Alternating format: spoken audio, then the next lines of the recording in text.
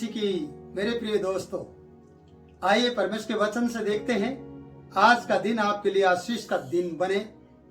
यह पहला शमूएल और उसका पहला अध्याय और उसके 8 पद से आइए हम पढ़ते हैं। इसलिए उसके पति अल्काना ने उससे कहा, हे हन्ना, तू क्यों रोती है और खाना क्यों नहीं खाती, और तेरा मन क्यों उदास है? प्रियो, यहां पर हम 3 बातों को देखते हैं। पहला, अल्काना ने इस प्रकार से कहा, हे हन्ना क्यों रोती है। नंबर 1, हन्ना क्यों रोती है। नंबर 2, और खाना क्यों नहीं खाती। नंबर 3, और तेरा मन क्यों उदास है। प्रियो, अल्काना अच्छी तरह जानता है कि इसके साथ क्या हो रहा है। इसके पास बालक नहीं है। अगर ये बात वो अच्छी तरह नहीं जानता होता तो उसे दुगना दान नहीं दिया करता, उसे डबल गिफ्ट वो ना देता, क्योंकि वो ये अच्छी तरह जानता है। परिवार में अच्छी तरह जानने के बावजूद भी आप शायद इस बात में अपनी पत्नी से सवाल करेंगे, तू खाना क्यों नहीं खाती, तेरा मन क्यों उदास है। हे हन्ना, तू क्यों रोती है, ऐसा कहा गया है। तो आप भी अपने परिवार में इस तरीके की बातें हौसला बधाई देने के लिए या हिम्मत ढांढस देने के लिए बात कर सकते हैं, पर यह बात एक किस्म से सही नहीं लगती है।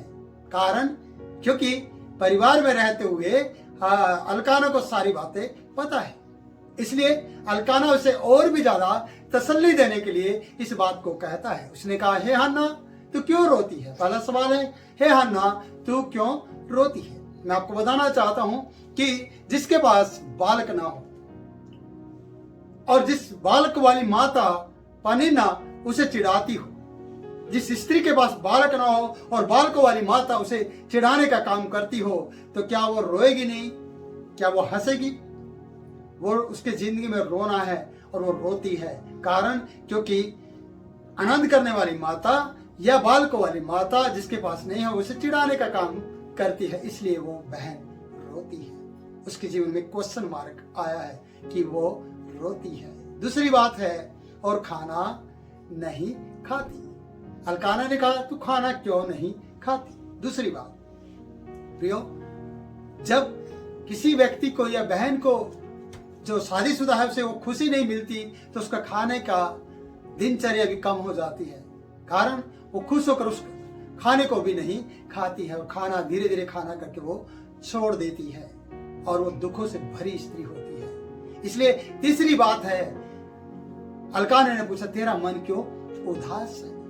आपको मैं बताना चाहता हूं कि खाना नहीं खाएगी, बालक उसके पास नहीं है और उसे लोग पड़ोसन या उसकी सोच उसे चिढ़ाती है, तो क्या वो उदास नहीं होगी।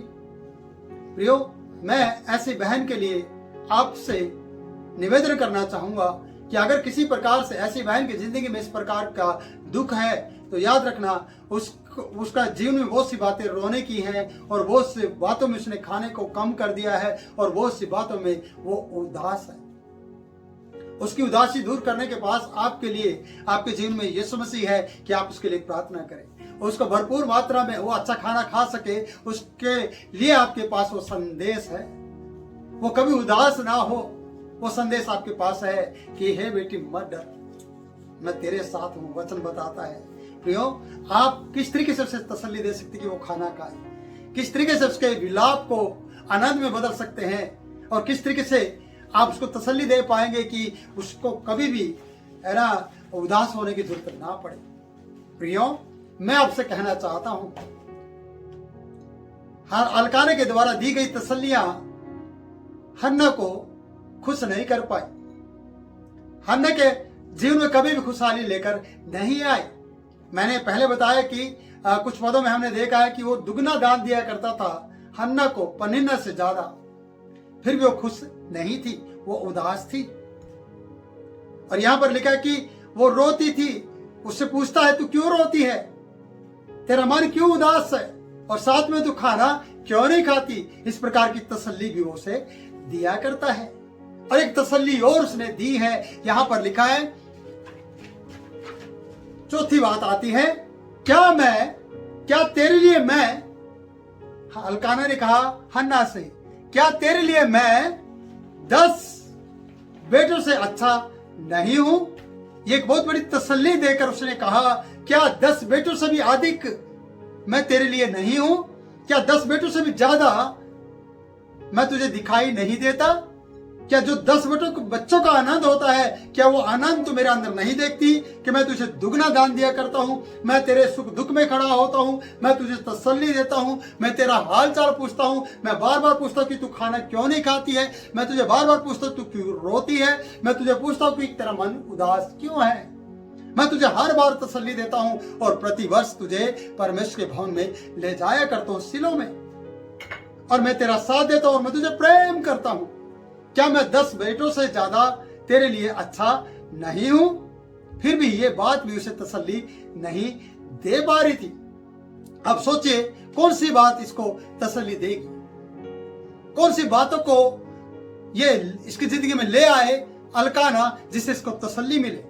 आप बहुत सी बातों में प्रेम करते होंगे प्रियो, बहुत सा खाना खिलाने की कोशिश करते होंगे, बहुत सी बातों में अपनी पत्नी को तसल्ली दे रहे होंगे, अच्छे गिफ्ट्स लेकर दे रहे होंगे, अच्छा सूट लेकर दे रहे होंगे, पिकनिक करा रहे होंगे, घूमने जा रहे होंगे कुल्लू मनाली और हरा वगैरह, दूसरा दुबई का चक्कर लगा रहे होंगे, कहीं भी आप ले जाकर अपनी पत्नी को खुश करने की कोशिश कर रहे होंगे, पर असली खुशी यहोवा की ओर से आती है, असली तसल्ली परमेश्वर की ओर से आती है, आनंद की भरपूरी परमेश्वर के निकट है। प्रियो वचन यहाँ पर बताता है कि तब उस सिले में जब उसने कहा, ये चौथा सवाल था कि मैं 10 बेटों से अधिक नहीं हूं। प्रियो 10 बेटों की बात करके भी वो उसे तसल्ली नहीं दे पाए। कई बार आपकी जिंदगी में इस प्रकार की बातें होंगी, अपनी पत्नी को, अपने परिवार को खुश करने के लिए आप दुनिया में ना जाने कहां कहां की यात्राएं करेंगे, कहां कहां जाकर अपने दिल को और अपने दिमाग को शांत करने की कोशिश करेंगे, फिर भी आपको शांति नहीं मिलेगी। परमेश्वर के वचन में यीशु मसीह ने खुद कहा है कि मैं अपनी शांति तुम्हें दिए जाता हूं। जिस प्रकार संसार तसल्ली और शांति देता है वैसे नहीं, मैं अपनी तसल्ली देता हूं, मैं अपनी शांति तुम्हें देता हूं, और वो शांति आनंद की शांति है। उसमें फिर दुनियादारी का आनंद काम नहीं करता, उसमें परमेश्वर का आनंद ही आपकी आनंद बन जाता है, आपकी शांति बन जाती है। प्रियो 9 पद को हम देखते हैं, वहां पर लिखा है, तब सिलो में खाना खाने और पीने के बाद हन्ना उठी, उसने तसल्ली दी, उसने खाना खाया, पानी पिया और वो उठी और यहोवा के मंदिर की चौखट के एक बाजू के पास बैठ गई। यहां लिखा है वो यहोवा के मंदिर की चौखट के एक बाजू के पास एली याजक की कुर्सी के पास वो वहां बैठ गई और याजक कुर्सी पर बैठा हुआ था, यानी याजक कुछ अच्छी तरह से देख पा रहा था और वो याजक के सामने बैठी थी, यानी परमेश्वर की चौखट पे, दरवाजे पे वो बैठ गई थी और वो अभी भी इन बातों से तसल्ली नहीं पाई थी। उसने खाना जरूर खाया अल्काना के कहने पर, उसने रोना जरूर बंद किया अल्काना के कहने पर, उसकी उदासी थोड़ी देर के लिए दूर तो हुई अल्काना के कहने पर उसे वो तसल्ली अभी तक नहीं मिली थी जिसकी जरूरत उसे थी। प्रतिवर्ष आराधनालय में जाने वाली ये स्त्री और उसका परिवार और चिढ़ाने वाली वो पनिन्ना परमेश्वर के अपने जीवन में वो परमेश्वर के बदलाव को नहीं देख पाई, वो अपने जीवन में प्रेम का आत्मा नहीं पा पाई, और ये हन्ना प्रतिवर्ष जाने के बावजूद भी वो आशीष को नहीं देख पाई। पर प्रियो अगले पदों में हम बहुत कुछ सीखेंगे। अगले पदों की जो कहानी आप पढ़ पाएंगे वो 11 पद होगा, उसको मैं आपको बताऊंगा उसमें कि इसकी जिंदगी में बदलाव परमेश्वर किस तरीके से ले आया। मेरे प्रिय भाई, अगर आप मुझे देख रहे हैं तो मैं आपसे कहना चाहता हूं, आपकी पत्नी को क्या चाहिए ये आपको अच्छी तरह मालूम होना चाहिए। अगर आपको बच्चे नहीं हुए हैं तो आपका जिंदा परमेश्वर, फिर से कहता हूं कि वो जीवित है, आप उसके सामने अपने आप को रख दें, दिल और जान से उसकी सेवा में लग जाएं। आप चाहे ये भी कहें कि मैं 10 बेटों से बढ़कर हूं, तब भी आपकी पत्नी को वो तसल्ली नहीं मिलेगी। आपने डॉक्टरों पे चेकअप कराया होगा कि उसमें बहुत सी कमियां डॉक्टर ने बता दी होंगी और आपने बोला कि इसमें तो कमी है। कमी उसमें नहीं, कमी आप में है। आप परमेश्वर के सामने जाएं। और बहन, मेरी बहन, मैं आपसे भी कहना चाहता हूं कि आप भी हन्ना की तरह परमेश्वर की चौखट पर जाकर उस एली के कुर्सी के सामने बैठ जाएं और एली साहब के बारे में कुछ भी समझे, पर आपको उसको ना देखकर परमेश्वर के सामने दिल खोलकर वो बातें करनी है जो आज हन्ना करने वाली है। क्या आप तैयार हैं? मैं परमेश्वर दास आपको आशीष देता हूँ। अगर आप तैयार हैं तो परमेश्वर सचमुच में आपको आशीष देगा। मुझे दे इजाजत, फिर मिलूंगा अगली वीडियो में पहला शमूएल और पहला अध्याय और उसका 11 पद में। प्रभु आपको आशीष दे। God bless you.